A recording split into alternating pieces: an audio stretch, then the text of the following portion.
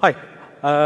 We'll introduce you in a minute to John, but before we start, if there's anything you want to tweet about this presentation, hashtags Citrix Synergy, Citrix is how we access space, and also mention the Vector Space Systems Twitter handle. So, over to John Metzger, who's VP of Software Engineering at Vector. Good morning, everyone. Welcome. My name is John Metzger. As Bob said, I'm responsible for Galactic Sky, which is a special operating environment we're creating for satellites. And so we're going to talk a little bit about that today. First, let me give you a little bit about Vector, our mission. Basically, we kind of have a two-pronged mission. As a space access company, our mission is to transform the space economy through an anytime, anywhere launch facility, as well as a space-grade computing platform to significantly lower the barriers of entry to space. What does all that mean? Basically, most of you are familiar today with big rockets. You've seen launches that go to International Space Station. You might even have seen SpaceX rocket launches.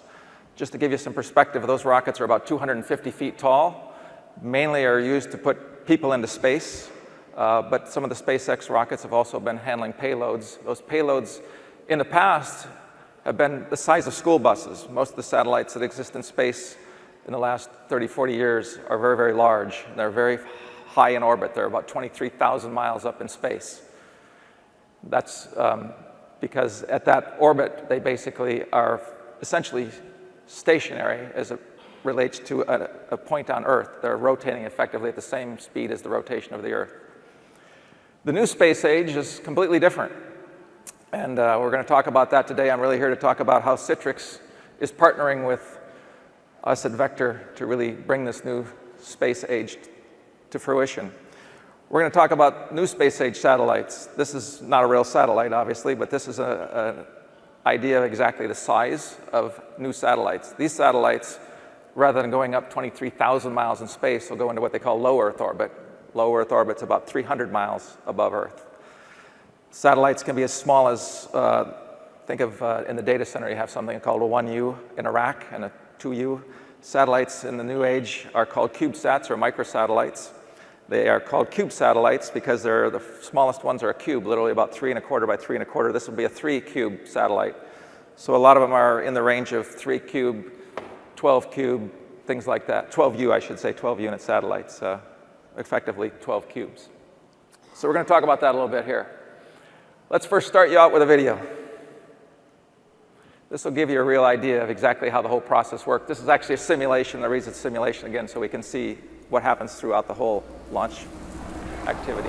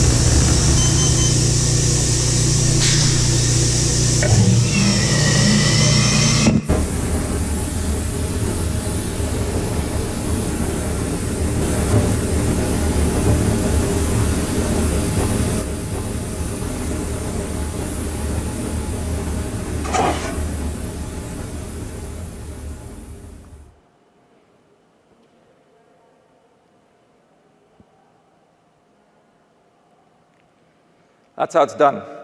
So if you were not fully awake when you came in the room, you're probably awake now. That's the exciting part about launching rockets. basically when you get to the day when you send something in space and it actually works and the satellite gets deployed and it comes alive. But there's a lot before that. What I want to talk about quickly is the differentiation of what you saw here, basically how it differs from what you're familiar with big rockets. Like I said, our idea is anytime, anywhere launch. You see our rockets are about 50 feet tall. The objective is we actually launch them off a tail. We can launch them anywhere. We don't need a big spaceport, a big space pad. We don't have to spend 3 months in preparation at somewhere like a Cape Canaveral. We can launch from those sites, but we don't need a site like that. And like I said, the rocket's much smaller. A typical SpaceX rocket costs about $300 million. The payloads on those rockets, those big satellites I talked about, are equally in the hundreds of millions of dollars. These rockets are in the range of $2 to $5 million. We have a couple of different size rockets, but again, much smaller, 50 feet tall or so. And these satellites, again, even though they're much, much smaller, are, again, in the scale of things, about $2 million to create. But again, you can see the scale is significantly different than the big rockets and the big things you're used to. So we're going to talk about some aspects of what it takes to launch. One of the things that first takes place is we spend a lot of time testing. We have a site out in Arizona called our Arizona Test Site. It's out in the middle of the desert. Here's basically what it looks like. There's not much out there. These are tests that take place over months and months. We burn rocket engines. We do tests that last maybe 1 second of burn. We burn up a lot of test vehicles. We test fuel loading, time to take to load the fuel, things like that. So a lot of time and effort spent out in that location. But we don't want to send all of our engineers out to those locations every day for tests for months and months at a time. It's very inhospitable to begin with, so they really don't want to be there. We launch from lots of different places. You'll see some commonality here. Most of the launch spots are on the coast, either the East Coast or the West Coast. That's because generally you launch rockets over water. You clearly don't want to launch them into inhabited areas where something could go wrong and you could do some damage. But most of our sites are in, again, places that aren't very friendly. We have a launch up in Kodiak, Alaska coming up later this year. Unfortunately, it tends to hit often more in the winter than it does in the summer. Not a great place to be in the winter. There are actually bears roaming around on the launch site. This is actually a launch site here in Georgia. It's in the very southeastern corner of Georgia, out at the coast, about 500 miles from here. This is a launch we did about 2.5 years ago. Again, you can see there's nothing out there. It's not a place where a lot of people want to be. It's full of bugs. It's full of alligators. It's full of wild boar. There's more animals than people in this location. This is a real rocket launch that took place, like I said, about 2.5 years ago of one of our rockets. This was actually a suborbital launch. Didn't go all the way into orbit, but gives you a chance to see a real rocket go up in space. This is captured with a drone.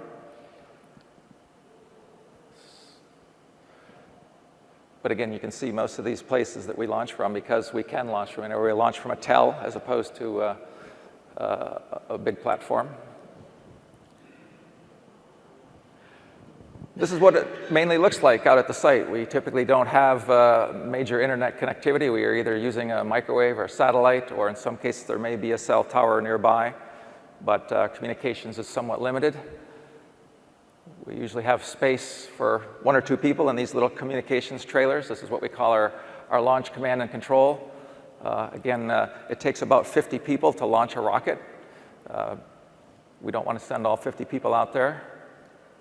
The real activity and the real action takes place in our Missions Operations Center, our control center back in Huntington Beach. This is where the majority of our engineers are all able to watch the activities, monitor things. As you can imagine, there are millions of things that we have to monitor on the rocket, from fuel levels to heat, temperature, sensors, all kinds of things. These people are watching all kinds of various telemetry data and information. So Citrix is really the one that pulls this all together and makes it work. Through the virtual apps and the virtual desktops, we're able to remote all this information from those remote launch sites back to our mission control center, as we talked about. Again, allows us to send as few people as possible to these locations where they don't really want to be anyway. By staying at the home office, they have access to engineers, tools, other people, other needs that they might need to help when there's a problem to be solved. And again, as I mentioned, often the communication capability to these sites is quite limited. It's high latency if it's going over satellite links. It's also low bandwidth. So by using the remote access products of Citrix, we can compress that content down. We're sending typically many video feeds as well as data feeds and streams from those remote locations back to the home office. Citrix does a great job of utilizing that bandwidth much more effectively. And while it may seem somewhat minimal, the security aspect is quite relevant and very important. We in the rocket and space business have to be extremely secure. We're not allowed to get this information in a way that somebody could, from a foreign government, get access to information about our rockets. They're basically considered missiles. They're considered weapons. And so we're controlled by a security standard called ITAR, International Treaty and Arms Regulation. And so we are required to do everything that we communicate from any spot using the FIPS certified algorithms. And again, Citrix provides that for us. So in result, tying it all together at the bottom is basically maximum efficiency at the lowest cost by using the Citrix products. So let's move to the second part of our mission I talked about, which is not only providing low-cost rockets and launch vehicles to get satellites of our own and other people's into space, but building our own satellites. And to do so, we're actually bringing a lot of new things into space, again, with the help of Citrix, virtualization. This little satellite that's depicted here is something we plan to build next year. It's about equivalent of a 12U, so about 4 of these side by side. You can see the solar panel on that one's a retractable solar panel, much different than the one we saw in the video where the solar panels were on the sides of the satellite. And this is so we can generate far more power. We'll talk about that in a minute. Challenges of space. Nothing like we have to deal with on Earth, nothing like dealing with terrestrial data centers. We have very limited power. As you can imagine, the power that we have available to us is only what we can generate through solar panels. And this is somewhere in the order of 10 to 100 watts, depending again on the type of solar panels, whether it's the side-mounted or whether it's something like this. These are probably about 30 watts that will be generated by those solar panels. We have periods when we have no power available to us at all because we're in the eclipse phase. You can think about the satellite orbiting the Earth. There's a sunlit phase when we're actually in the sun, and there's an eclipse phase where we're out of the sun. We have no power generation at that period of time, so we're relying on a small storage battery. So whatever capacity that battery can generate is all we have available to us. Temperature variations. Low Earth orbit satellite rotates the Earth about once every 90 minutes. Goes from that sunlit phase to that eclipse phase in about 45 minutes. Goes from a temperature range of 123 degrees Celsius to a minus 170. That's a pretty major swing in temperature in a very short period of time that we have to deal with in space. So think about putting this in a very compact, shielded environment with all that heat that might be generated in there and then worrying about that temperature fluctuation. There are points in time where we actually have to cool it and points in time where we have to really worry about how we heat it up. Put heaters in there to make sure when it's on the cold side that the hardware doesn't freeze up. Solar flares, these are cosmic rays, radiation, high energy particles that exist in space. They can hit one of these things at any time. They have the force in some cases of a tennis ball traveling at 150 miles an hour. They have a very high electrical charge associated with them. They can penetrate through even these heavily shielded containers we put in place, causing a major number of things. If you can think about a high energy electron, much like a power surge happening in the data center, all of a sudden your memory gets this huge surge of power. What's going to happen? You're going to get some memory faults. You might even get the whole processor taken out. So there's lots of things that can happen. These things, because they're also hit with such impact, sometimes can really affect the drag and reduce the satellite's lifetime. Can hit a solar panel and actually wipe out some of your capacity to generate power. These solar panels typically in the lifetime of a satellite, which is about 5 to 7 years, decrease from 100% utilization to about 25%. So you have to consider the worst case scenario at the end of life when they're about 25% effective. And then we're dealing with very infrequent connectivity. If you can think about the fact, again, it's rotating around the Earth, it comes over a ground station once every 90 minutes. To actually download whatever data that it's captured. But even when it's over a ground station, that capacity, that bandwidth, is something, if you are old enough to remember, dial-up modems. These are 38.4 kilobits per second type of speeds. Some of these get up maybe in the low megabits, but again, the bandwidth is extremely extremely limited. So we're faced with a lot of challenges in space. Oh, I should note that satellite that you see on that slide is a satellite that we're planning to launch in October. That's our first test satellite. That'll be the first actual experimentation of the things that we're going to talk about today. It's something that we did in conjunction with USC. It was a satellite that was developed by the university. They've actually created two of these, one that flew about 10 years ago, one that was never put in space. So we've added the Galactic Sky capability on this satellite, and we will fly it in October. That's, again, about the size of what I showed you earlier.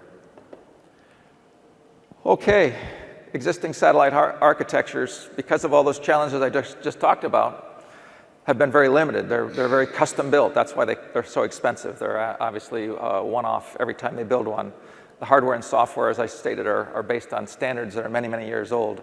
And again, the reason for that is they work. They were things that were deployed with early NASA launches. They understand what works, and so they just continue to use it. If it's not broken, don't fix it kind of concept. But again, that doesn't advance things into the new world of technology. They don't make use of common components. They're single mission. They're typically very specifically coded to do just what they're going to do. They're sent up. You can't change the mission. You can't change what they do. You can't change the software once they're sent into space.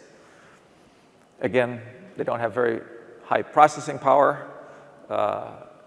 There aren't a lot of things available to put in space that have been what they call rad hardened. Those particles I talked about take special kind of hardware to put in space to make sure that they're less susceptible to those impacts. And so today, the majority of processing is done on the ground. They collect the data, they get over a ground station, they dump as much data as they can to the next orbit, and they do the same. And again, as I mentioned, very low bandwidth, so it's kind of a bit of a catch-22. I'm collecting all this data, I can't do much with it in space. I've got to get it all down to the ground, but I got low bandwidth, so everything's kind of working against me. As we talked about, they're single mission vehicles, and they're generally classified as either government or commercial. There's no satellites that exist in space today that can do both. So what is Vector doing? We're actually bringing the concepts of terrestrial cloud-based data center paradigms into space. We're using virtualization. We're putting standard x86 processors in space with significant amounts of memory and up to a terabyte of disk drive. We're actually creating in this 3U box here 3 processor systems of that magnitude so that we can deal with the second aspect here, which is high availability, high redundancy. Again, we talked about all those failure conditions, the things that make it very difficult to operate in space. By having 3 processing units in that satellite, we can ensure we have a method for redundancy and rolling over tasks. We're creating a layer of services on top of it, microservices. We're creating hyper-converged resources, shared and pooled resources across the boards and the processing units within the satellite, but equally across satellites in a constellation or a cluster of satellites or satellites that are put into the same orbit in Earth that can actually communicate with one another. Again, today, no satellites communicate with one another.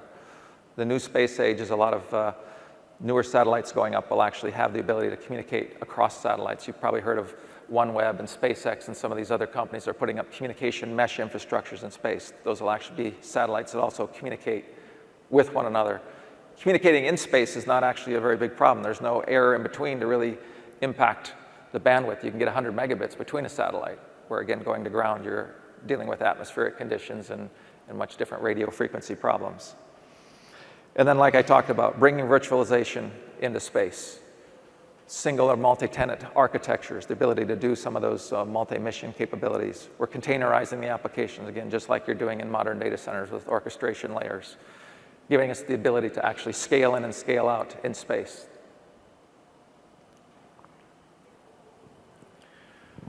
So I talked about multi-mission capability, uploading new payloads on the fly, actually changing the concept of what the satellite might be able to do. Maybe over one region of Earth, over the ocean, we're tracking a ship, and maybe when we're over ground, we're taking pictures. Again, it will depend upon what the sensors are that are available on a given satellite, but if I have sensors there, I can upload application to take advantage of those existing resources. I can fix bugs, I can send up improvements, I can do things that, again, no satellites do today. I can really make optimal use of the resources. I can utilize spare capacity to do different things on different satellites if I want. In terms of the problems we talked about state. I can monitor state. I can recover very frequently if I need to. I can do that all autonomously on board, or I can send up updated fixes or new payloads when I get over a ground station, or I can actually do something like a pixie boot, if you know what that is, from a constellation satellite that's my peer satellite. Things like that are, again, concepts that are not even thought about today. And so I can clear those faults, those system faults, those memory faults, those things I can do by taking frequent snapshots and rolling back to the last good known operational state very quickly. Enhanced mission availability. This is something that, again, if you have a geosatellite who's basically positioned above the Earth in a fairly stationary concept, if I'm trying to look at a particular object of interest on Earth, it's staying in the same purview all the time. The Earth is rotating, the satellite's moving at the same pace. It's still within my purview all the time. But if I've got these satellites in low Earth orbit that are moving very quickly around the Earth, and I'm trying to watch some particular spot on Earth, I'm going to quickly move out of the ability to watch that thing. So what would be ideal is I pass that application workload to the next satellite that's coming into the purview of that object of interest. We call that persistent surveillance, again, using a ring of satellites in the same orbit in Earth. And so I'm going to be able to use the concept of Zen motion, of moving a complete application workload from one satellite to the next satellite that's coming over that object. I can transfer all the state, sensor data, all the tracking information I need. So effectively, it looks like it's staying on a single satellite, but it's really not. Real-time advanced processing, I mentioned earlier, they really don't do much processing in space today. It's really collection of data and sending it down. We envision the fact that in most cases, what you really don't want is all that data. What you really want is the result. You want to get to some actionable information.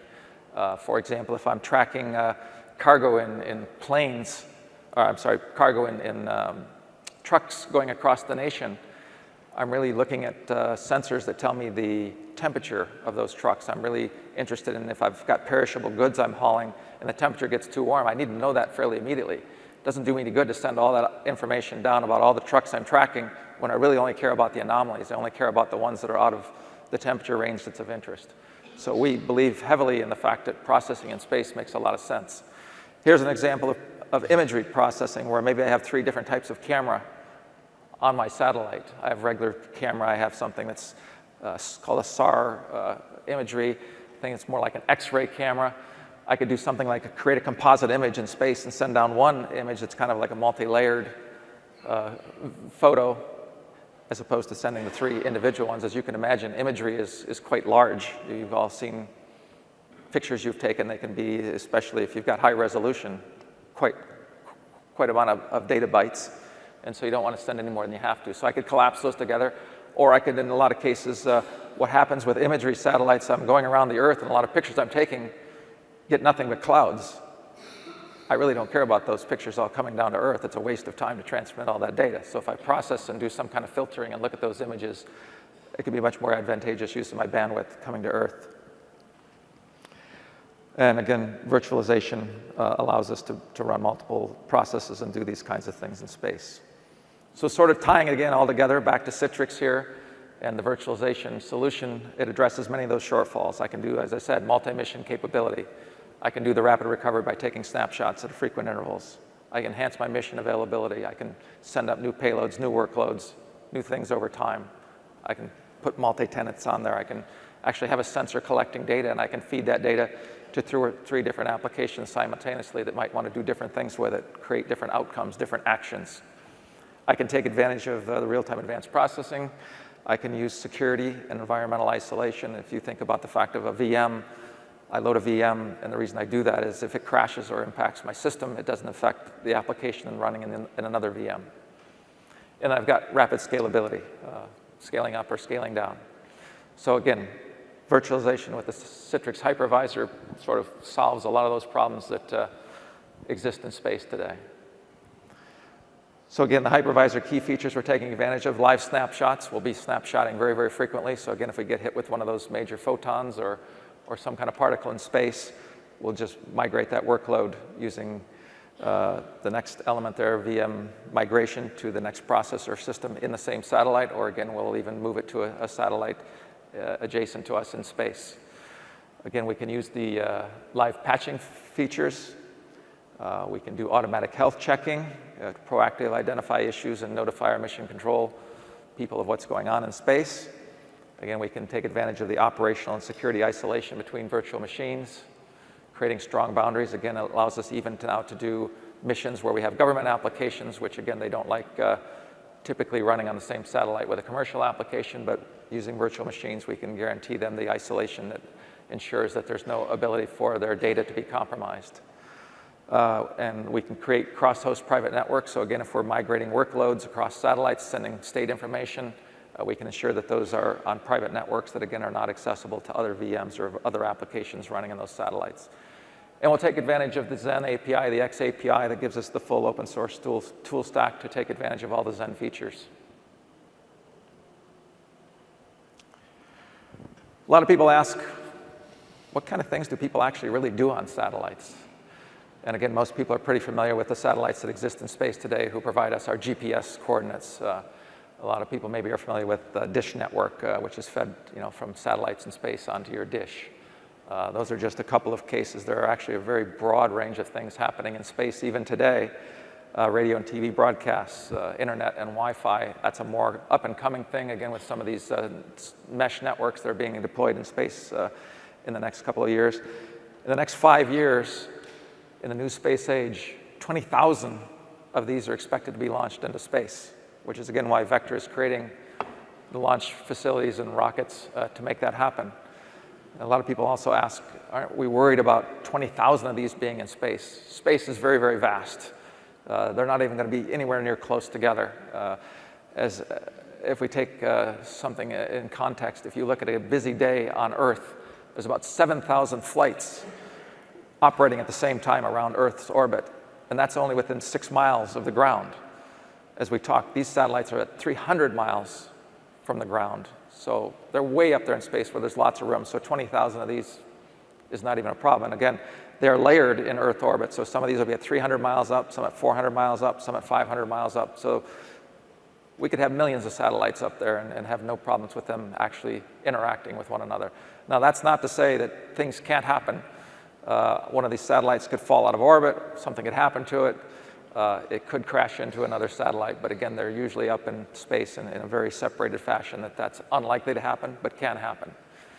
There are companies whose pure existence in life is starting up to be capturing of space debris, so that when these satellites, in their useful life, they usually will run, like I said, from 5 to 7 years, but they will stay in orbit for about 15 years. Once they become non-useful, they're just floating up there in space. There's no propulsion or anything. You can't get them out of space. They will eventually decay, lose their orbit, come down to the atmosphere because there is gravitational pull that will eventually take over, and they will burn up. So most of them will never cause a problem. But there are companies who feel like instead of letting them hang around out there for 15 years, let's go out and capture them and bring them back. And again, what they do is they use some kind of net or something where they'll drag it down into atmosphere where, again, they'll cause it to burn up.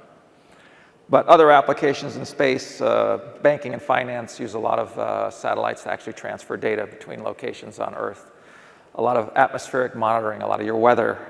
There's a lot of scientific experiments, actually, that are being sent to space. A lot of universities have satellite programs where they're teaching in their curriculum information about satellites. They create small CubeSats. Again, this is the size of satellites they create that they launch into space and do some kind of experimentation.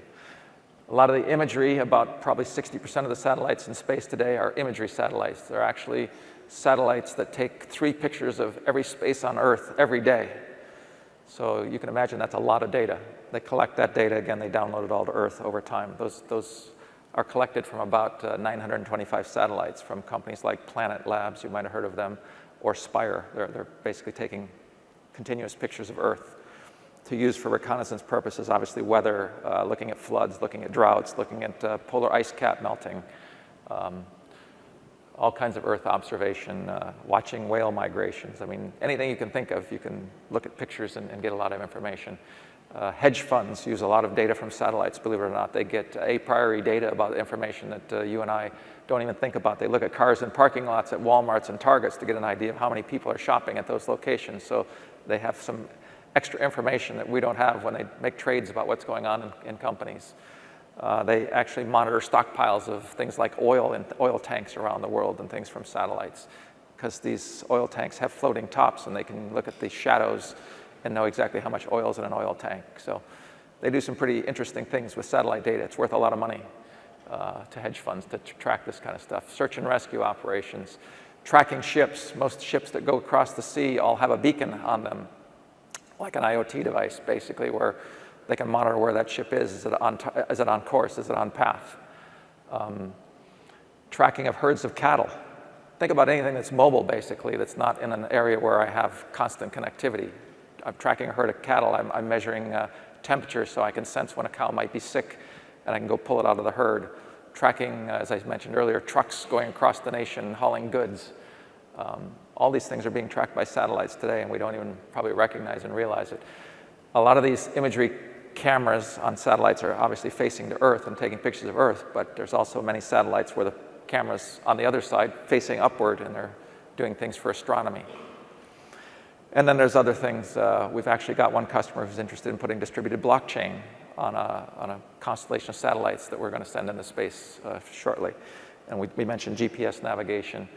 These are all existing satellite applications. Think about the fact that what makes your cell phone so powerful is not the handset itself for the carriers, it's the applications that have been created to put on here. So again, our long-term vision at Vector, by making space more accessible, by dropping these barriers, is we allow companies that aren't in the space business. Today, space is completely managed and owned by people who are in the space business, who know how to build satellites, who have the ability to spend money to launch rockets. But what if I put a platform in space akin to AWS in space, and I give people the ability to upload any kind of application? You can see the power eventually that will happen. It'll be like your cell phone. People will have all kinds of imaginative ideas. We really see innovation and real advances in technology coming in space when we get an environment like that available to those kinds of companies to take advantage of. So that's pretty much it. Turn it back over to Bob. Well, I was going to say before it's back over to me, do we have any questions? Yeah, audience questions. Yes, sir. Step up to the mic. Yeah, I guess it's working. Go ahead. Hi. So today, I know they're pretty old, but Motorola has the Iridium satellites, I think, right? They're Correct. low Earth orbiting. No, those are also geostationary satellites. Don't they have a whole bunch of them, though, that are like 500-600 miles above? Not that I know of. Maybe I'm wrong. But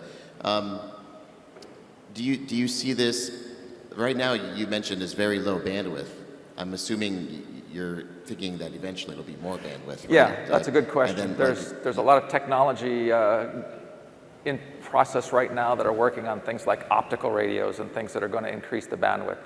There's some challenges there too, because they're much higher bandwidth, but they're also much more impacted by weather, and so there's kind of a trade-off there. But yes, the bandwidths will increase. We do see a lot of work being done there, especially as they're trying to put mesh internet in space. They're going to have to increase the bandwidth considerably, so that's something. Right, that was my second point, is that, so you see this eventually, potentially giving internet to everyone that doesn't have internet today. Exactly. And also possibly, there's a lot of places, even in the US, where people don't want cell phone towers, and there's suburban neighborhoods, things like that, possibly helping cell towers as well. The 5G technology is actually going to be deployed on satellites as well, and satellites will become, as you said, cell towers in certain regions. The thing that's interesting about low Earth orbit, as we talked, it's only 300 miles up. If you think about that in terms of latency, we're talking about 10 milliseconds roughly. So it becomes very viable as a cell tower. Even the 5G satellites that is used today. Yes. Right, that'll go away. Latency to the current geo satellites, because they're 23,000 miles up there, is 800-900 milliseconds. In low Earth orbit, you're going to be at 10 milliseconds, so it's going to be a completely different ballgame. Very good questions. Any other questions from the audience? I guess we answered everything. Again, we really want to thank Citrix for partnering with us. We see some very strategic areas that we're working together on. We definitely believe that space is not the final frontier maybe anymore. It's the new frontier for sure, and a lot of activities happening there, and we're pretty excited. We've patented many of these ideas and thoughts that basically, again, in terrestrial data centers, these have been things that have been working for 10 or 15 years. They're tried and true. We believe that these will be adopted very quickly in space because, again, they've been tested, they work. We get past some of the concepts of everything being custom developed hardware and start to get more off-the-shelf hardware that's, again, rad hardened for space. We see the advances happening very quickly. Thank you, John.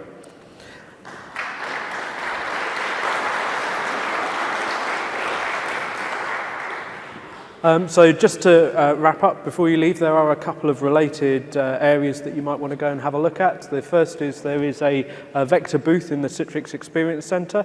Just look out for the big rocket. It's actually a third size model rocket. And go and have a chat with John about some of the other challenges in space as well. A couple of sessions that are happening tomorrow, one on Citrix Hypervisor 8.0, and one on what's new in virtual apps and desktops. That could also be really interesting. Please also rate the session in the mobile app. Tell us what you think and you get 25 points. Anyway, thank you very much, and thank you to John. If there are any questions, please do stay behind and let us know.